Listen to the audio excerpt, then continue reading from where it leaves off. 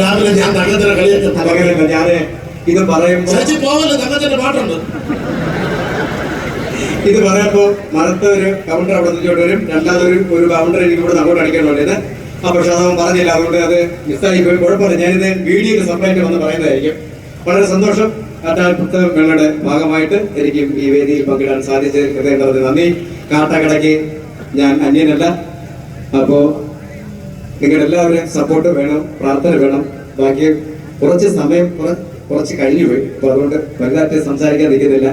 Support ഇടയ്ക്കിടയ്ക്ക് anchor വന്നിട്ട് കയ്യടിക്കൂ എന്ന് പറയാതെ നിങ്ങൾ ഓരോ പെർഫോമൻസിനും നല്ല കയ്യടി തരിക. അപ്പൊ ഒന്ന് നോക്കട്ടെ. Thank you.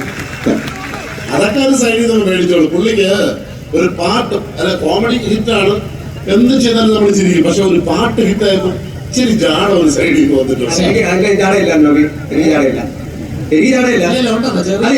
എന്നെ ഒരു ഷോയ്ക്ക് വിളിച്ചാൽ മാന്യമാർക്കുള്ള ഒരു ചെറിയ പെർഫോമൻസ് കാണിച്ചിട്ട് പോകുന്നില്ല. പക്ഷെ തങ്ങളെ പോലെ മറ്റു സ്ഥലങ്ങളിൽ ചെന്നിട്ട് പാട്ട് പാടുമ്പോ കോപ്പി പാട്ട് പാടാം, നല്ല പാട്ടുകൾ പാടുക.